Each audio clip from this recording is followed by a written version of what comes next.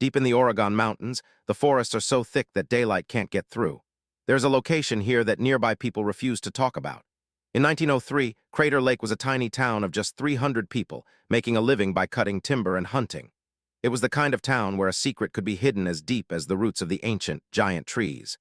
The story I am going to share started in this wilderness, a place where being so alone changed normal people into something else.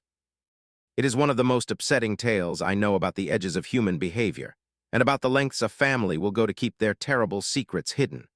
On a lonely farm 15 miles from any other people, two twin siblings made a choice that would horrify any normal person. But the thing that was found years later, hidden in the dark parts of their house, would show that some horrors are much worse than anyone can guess. Let me know in the comments where you are watching this. And if you are new here, subscribe and hit the bell icon for more videos like this one. You will need to be brave for what is coming. The Oats farm was at the very end of a long dirt path that wound for miles through the deep woods. Waldo Oats had purchased this land back in 1885 when he was young and full of hope, dreaming of a large timber business. The main house was a strong, two-floor home built from the logs he had cut himself. It stood in the middle of 200 acres. Waldo was known nearby as a hard worker, but a quiet man. His wife passed away while giving birth to the twins in 1884. This left him to raise Phoebe and Wilbert by himself. The closest neighbors were 3 miles away, and even they almost never saw the Oats family.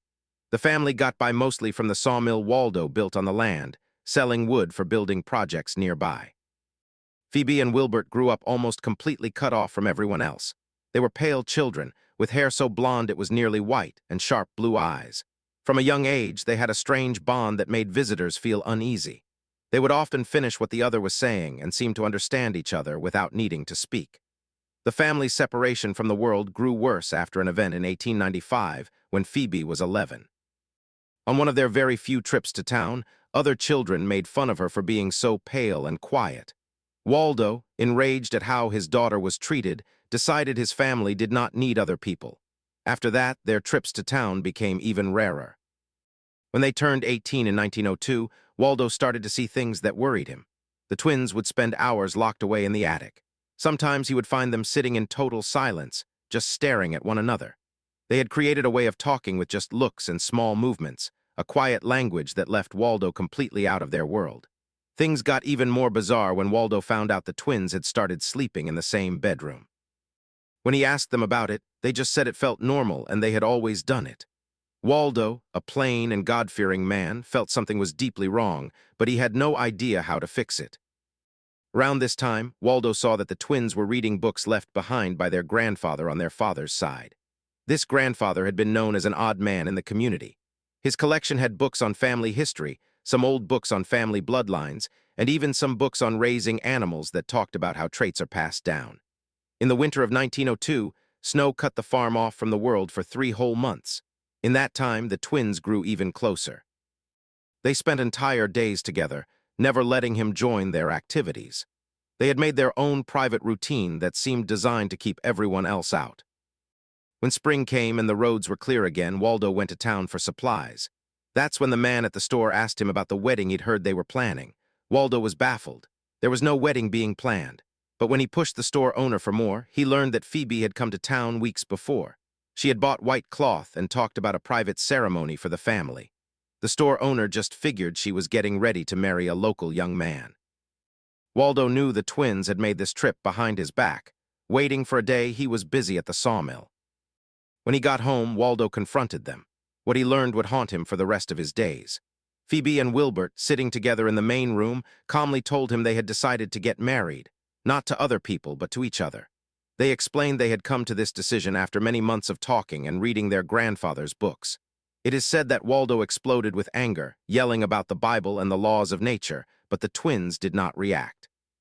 Word is, they had read about pure bloodlines in their grandfather's old books and felt it was the only way to keep the family truly together.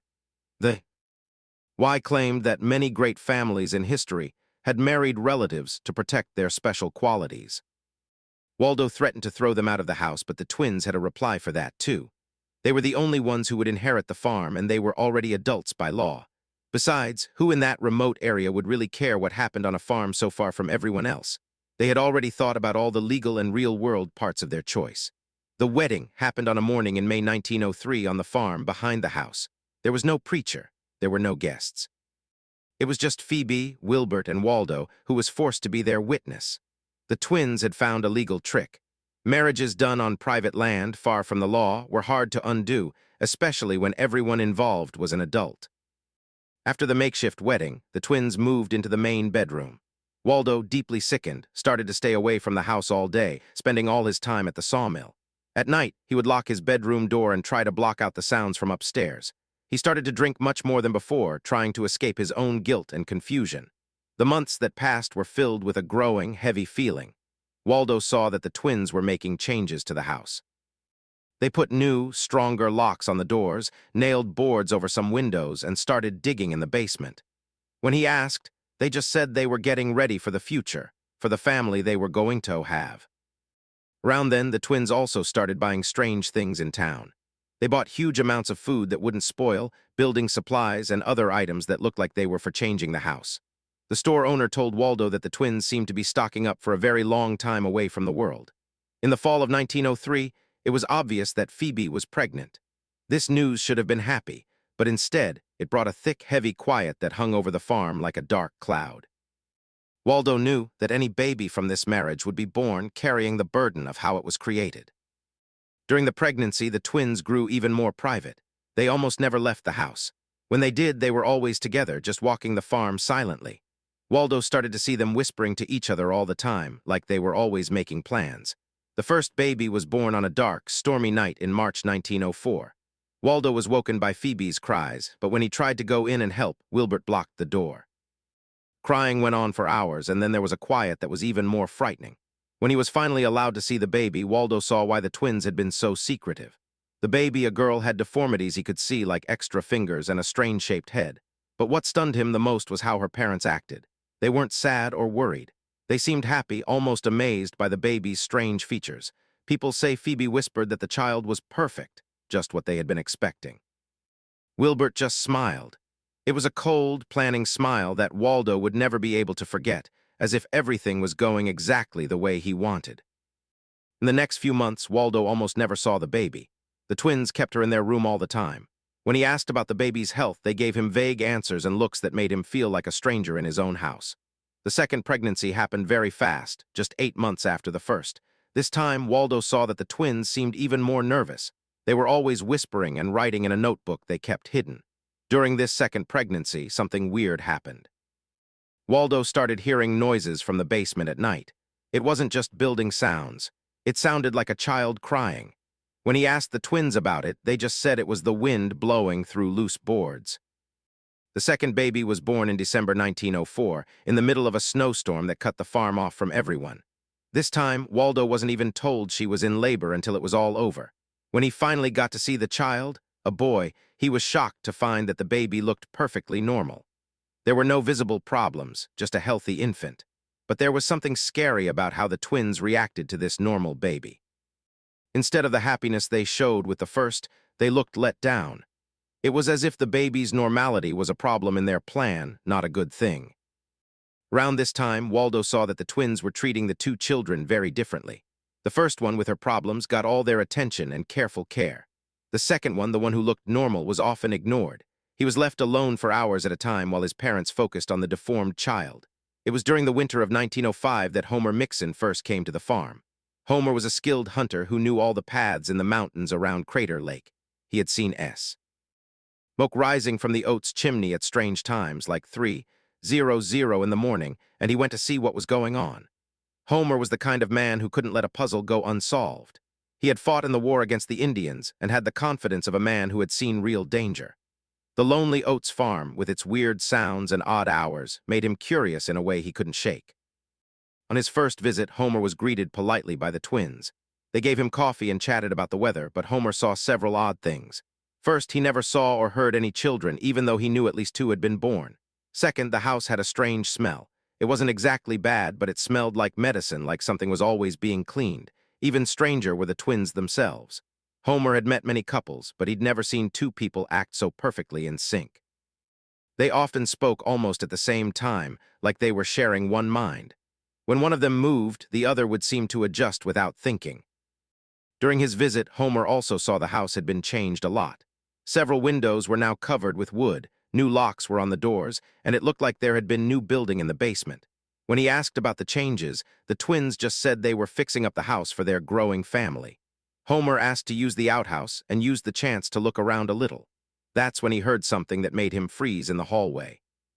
It was clearly the sound of a child crying, and it was coming from somewhere below him. But when he went back to the main room, the twins were talking normally, like nothing was wrong. When Homer casually said he thought he heard a baby, the twins' reaction was fast and scary. The smiles vanished from their faces at the exact same time. For a second, Homer saw something in their eyes that made him step back without meaning to. They coldly explained he must have heard the wind, and that old houses always make strange noises. Homer left the farm that day with a strong feeling he had found something much bigger than just an odd family. He had seen enough in his life to know when something was deeply wrong, and everything about the Oats twins felt like danger. In the weeks after, Homer couldn't stop thinking about that visit. He started to quietly ask people in town about the Oats family. What he found out only made him more worried. Nobody had seen the twins' children. When he asked Dr. Clarence Benson, the doctor got visibly nervous and changed the subject right away. Homer also learned the twins had bought some very unusual things recently. They bought large bags of lime, digging tools, and strangely, many feet of thick, heavy rope. The man at the store said they always paid in cash and seemed to be in a hurry to leave. During this time, Homer started watching the farm from a distance while he was out hunting. He noticed strange patterns. Lights would move inside the house at all hours of the night. Smoke came from the chimney even on warm days, and sometimes he'd see figures moving in the yard in the very early morning. Homer's curiosity became suspicion, and that suspicion became a need to know.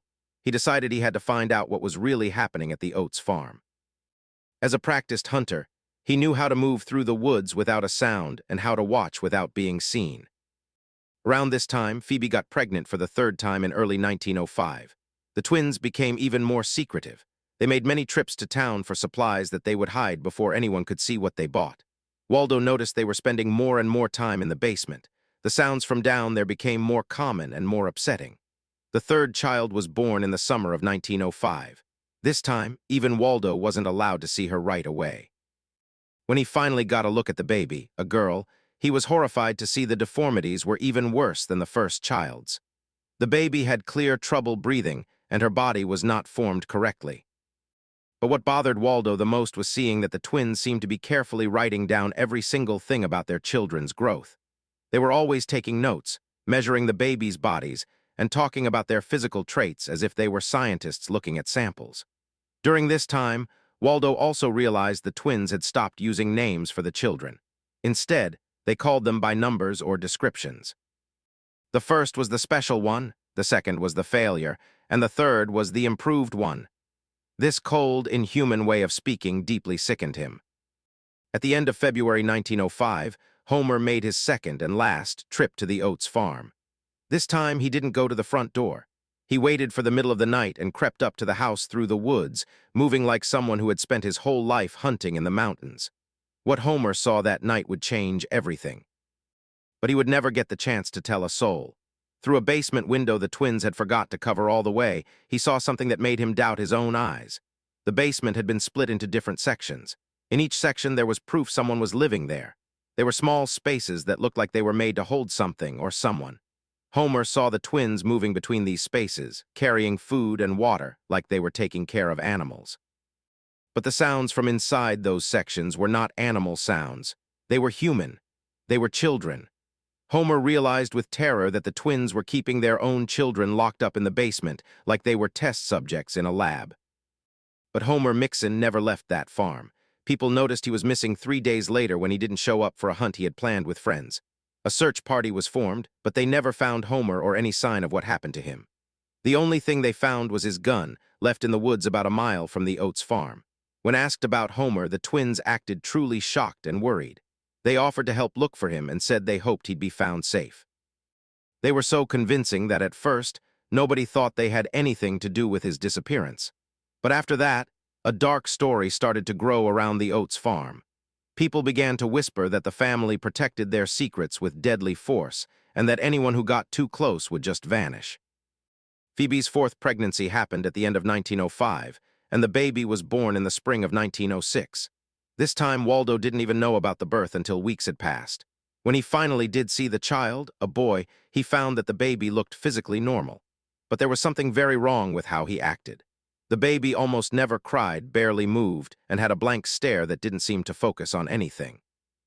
You'll want to subscribe and hit the bell icon for more videos to discover what Homer really saw that night, and why his discovery sealed not only his own fate, but revealed a horror that was growing in the dark corners of the Oats house. Homer Mixon's disappearance created a quiet dread that spread through the Crater Lake community like a sickness.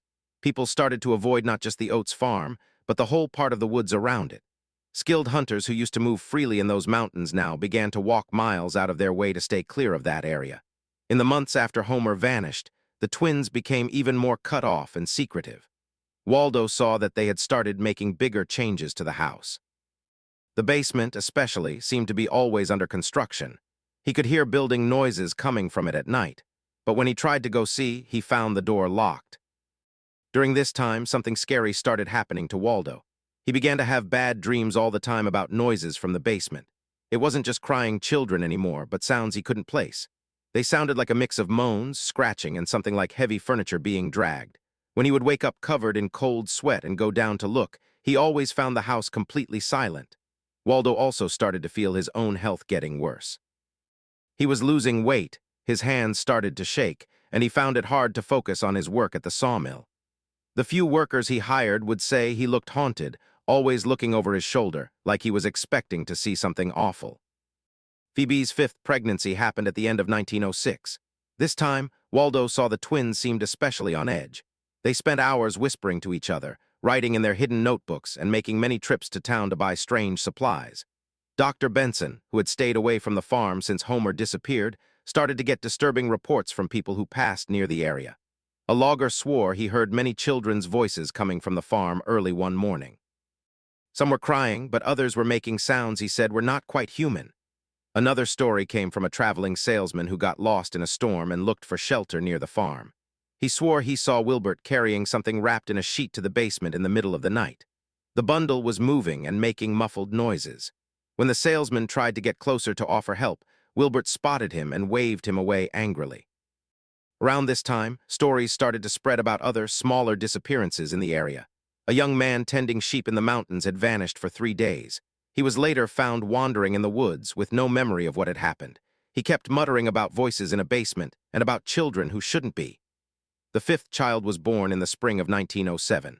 This time, even Waldo didn't know about the birth for a long time. When he finally did get to see the child, a girl, he was horrified to find she had even worse deformities than any of the others. The child seemed to struggle just to stay alive and needed care all the time. Waldo would sometimes hear crying from different parts of the house, but when he tried to find where it was coming from, the twins would always stop him and lead him away. They had become extremely protective of certain parts of the house, especially the basement and some rooms upstairs. During this time, Benson made a troubling discovery. While looking at his medical files, he saw a problem with the birth records in the area. Based on his math, from the pregnancies he knew Phoebe had, there should be at least 5 children on the Oats farm. But officially, only 2 had ever been registered. Benson started to wonder if the twins were hiding these children for reasons other than just being ashamed of their problems. Maybe they were doing some kind of study, using their own children as test subjects. The situation got even more creepy when Benson found out the twins had started reading books on genetics and human growth. They had ordered books on human anatomy and even some old texts on inherited traits from shops in faraway cities. Around this time, Waldo began to see huge changes in how the twins treated him. They acted more and more like he was a stranger on his own farm. They made big decisions without telling him and set rules about where he was and was not allowed to go. In 1908, Benson made a choice that would change everything. He decided he had to find out the truth of what was happening at the Oats farm, no matter what it cost him. He started to plan a quiet investigation, using his medical training to try and figure out what the twins were really up to. But Benson was not Homer Mixon. He didn't have the army training or the survival knowledge of the hunter who had vanished. And the Oats twins had learned from what happened before. They were ready for anyone who tried to find their secrets. During this time, Waldo started to feel that his own place on the farm was in danger. The twins would often whisper to each other when he was near, then stop suddenly when they saw he was listening. He started to think they were planning to do something to him. Phoebe's sixth and last pregnancy happened in 1908, and this time Waldo was barely even told about it. The twins had become completely private about their family life, treating Waldo more like a pest than the head of the family. When the child was born in early 1909, Waldo never even saw it. It was around then that even more frightening stories began to spread about the Oats farm. People said they saw strange lights coming from the basement in the early morning. Some claimed to have heard sounds they described as quiet screams.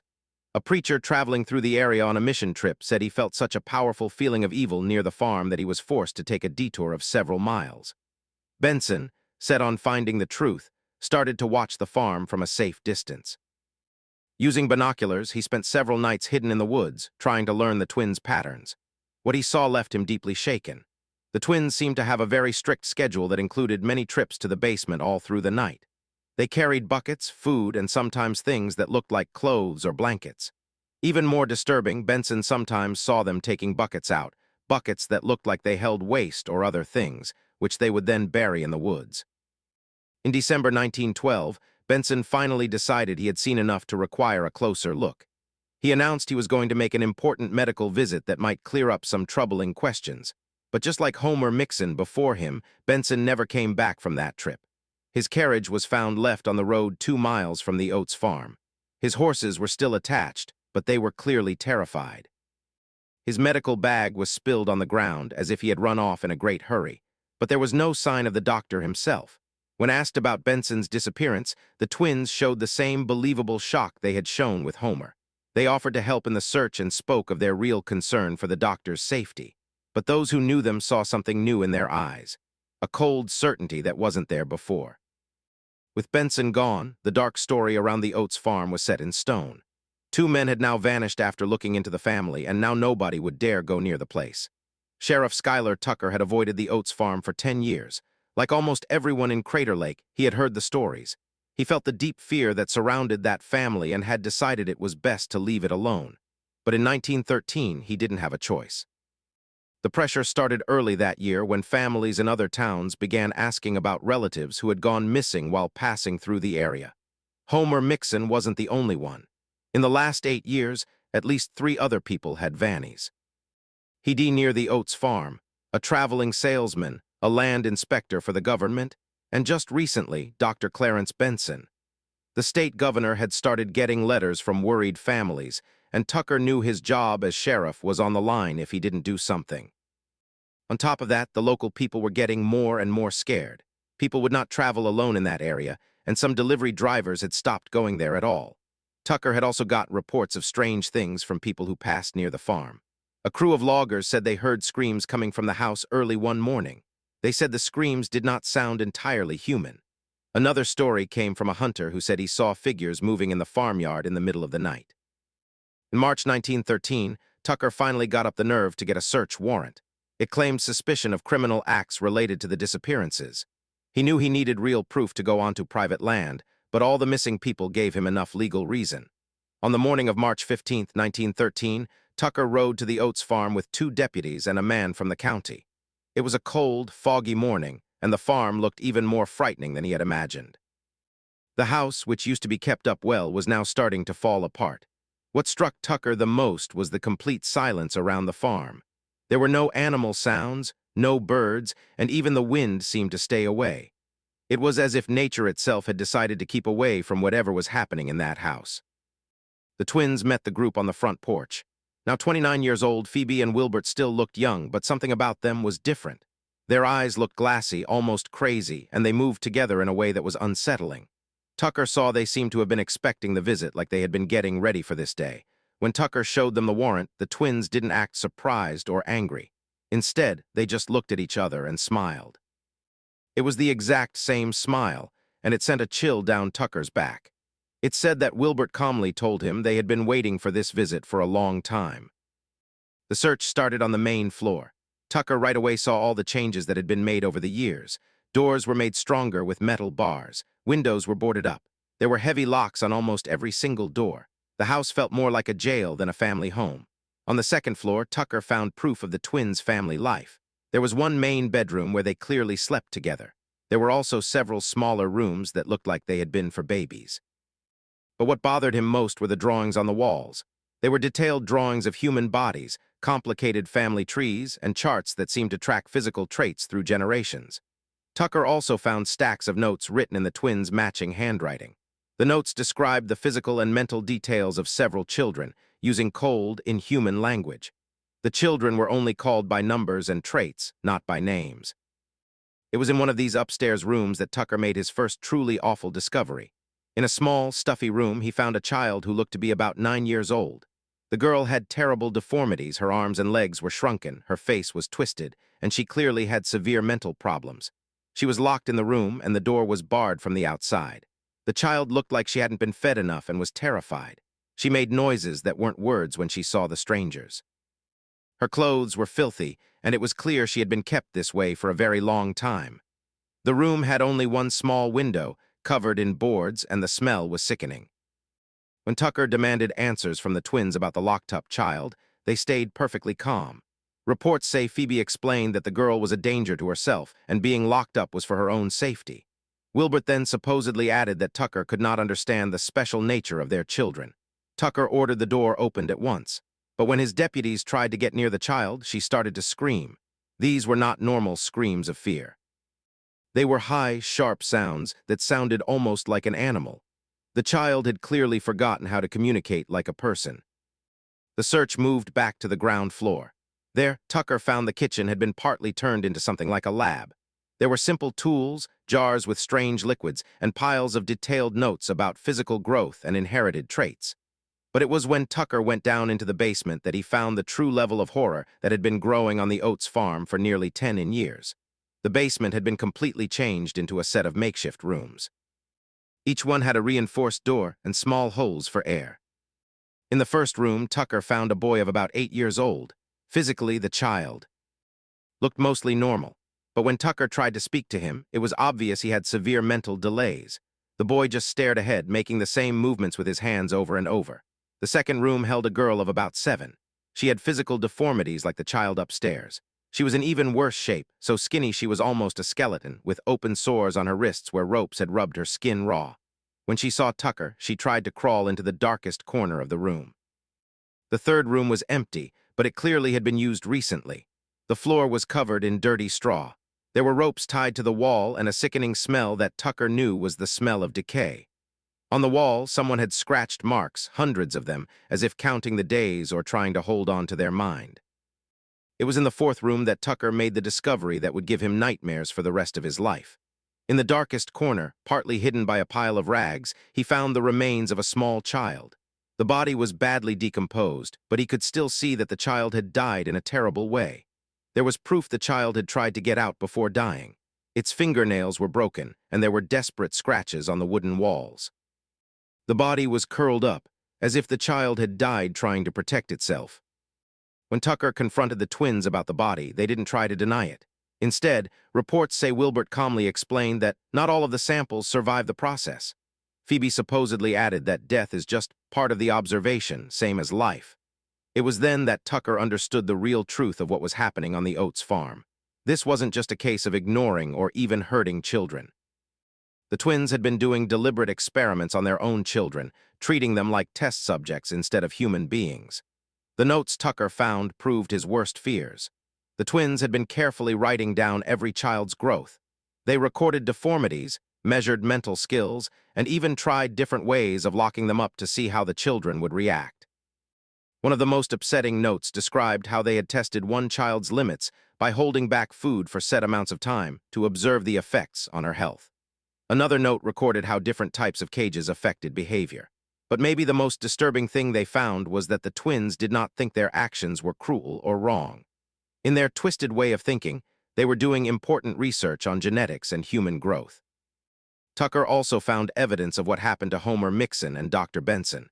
In a different part of the basement, he found items that belonged to both men.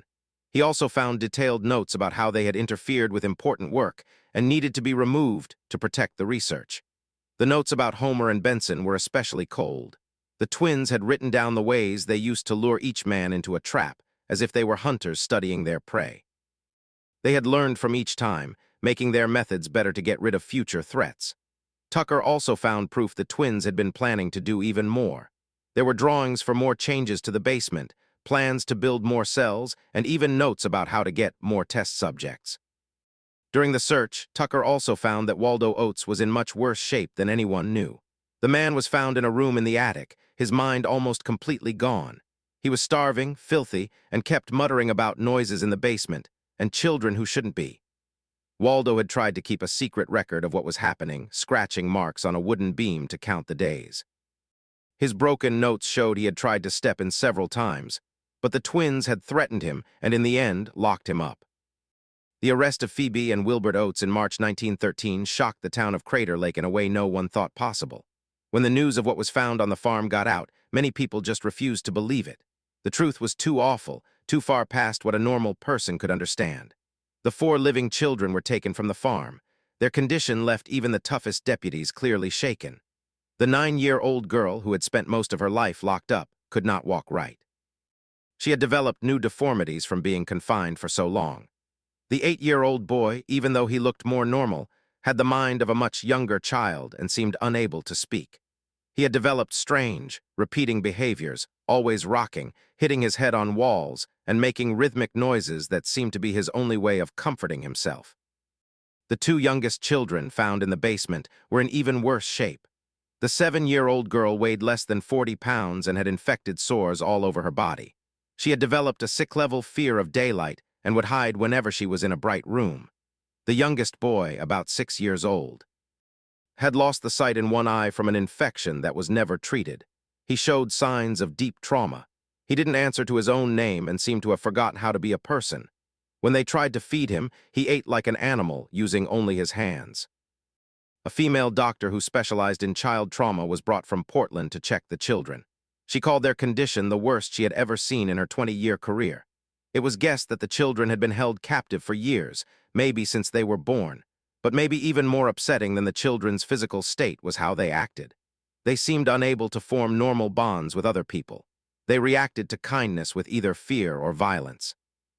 They had developed strange habits and would panic if they were separated from each other. The children also showed signs they had been trained to obey certain sounds. When someone clapped their hands twice, they would all immediately curl up on the floor. When they heard heavy footsteps, they would automatically back into the corners of the room.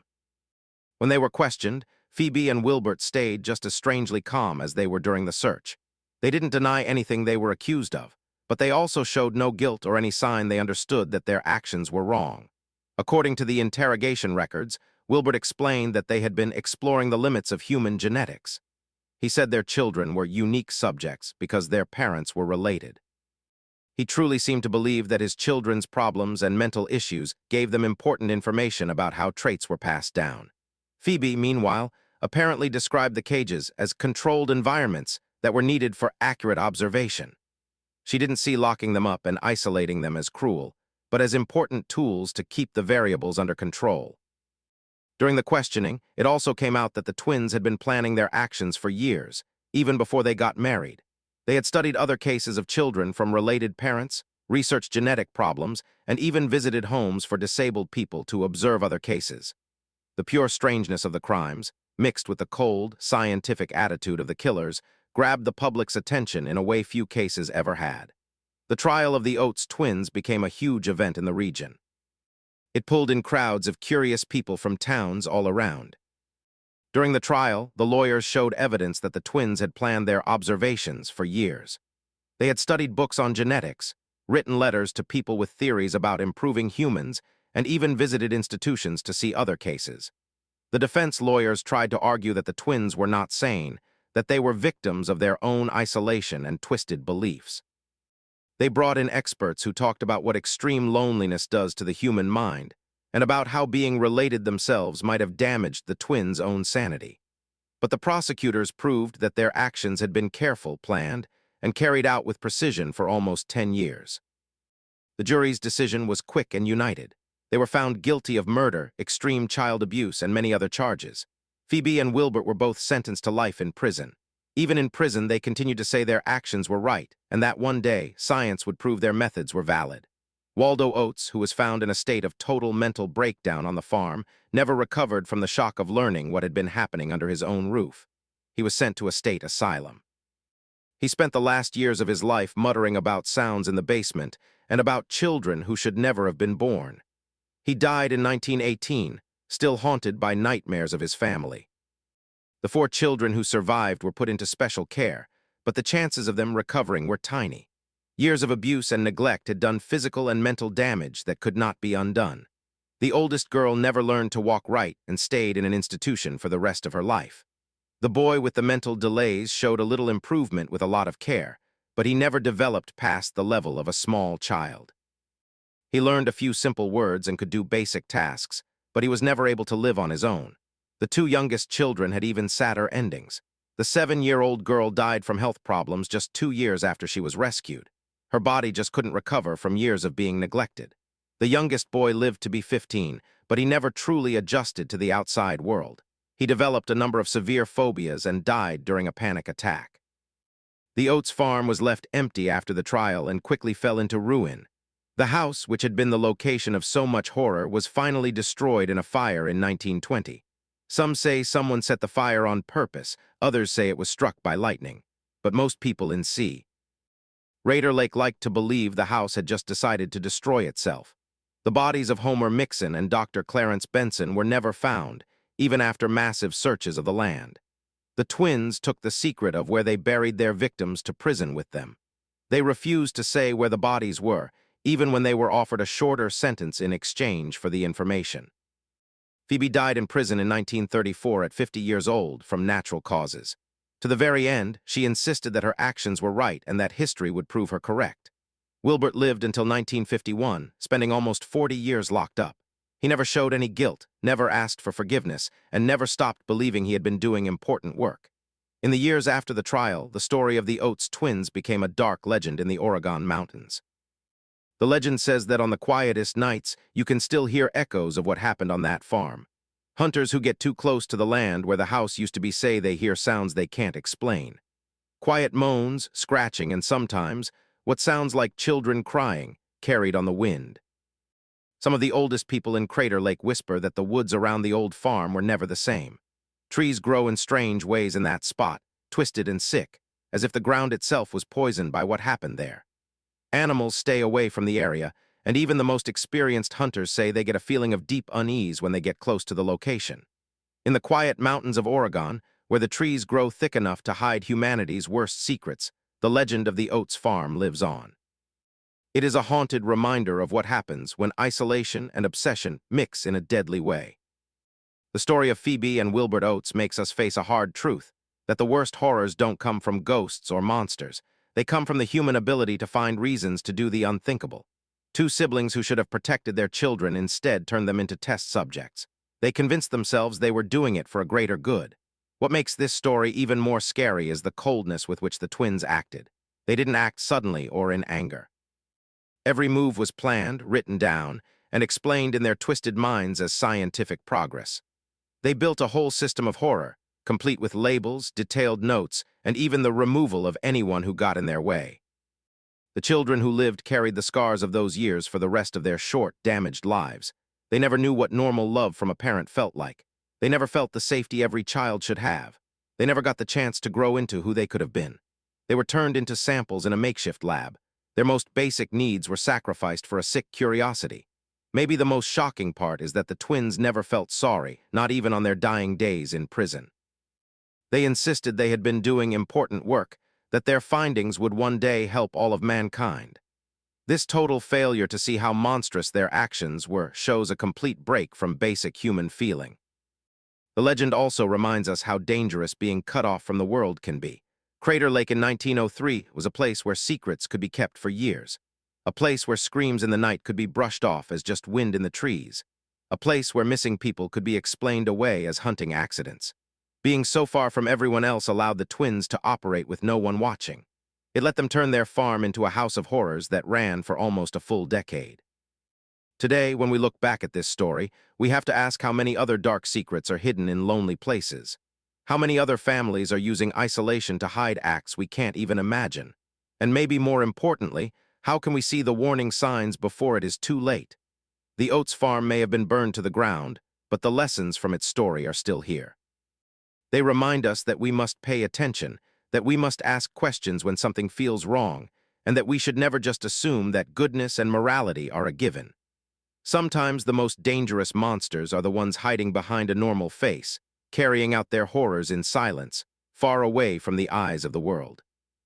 In the Oregon mountains, where the wind still whispers through the old trees, the legend of the Oats twins stands as a timeless warning that the human capacity for evil knows no bounds, and that sometimes the deepest horrors are the ones we create with our own hands. The mountains of Oregon still hold countless secrets, buried under their ancient trees. The legend of the Oats twins reminds us that some of humanity's darkest stories happen in the most cut-off places. If this story made you wonder what other mysteries might be hidden in the forgotten corners of our world, be sure to subscribe and hit the bell icon for more videos, because every day we explore the tales that will not stay hidden. Send this video to someone who is brave enough for these stories, and tell me in the comments what other far-off places you believe are hiding similar secrets. Your ideas might just become our next investigation into the shadows of the past.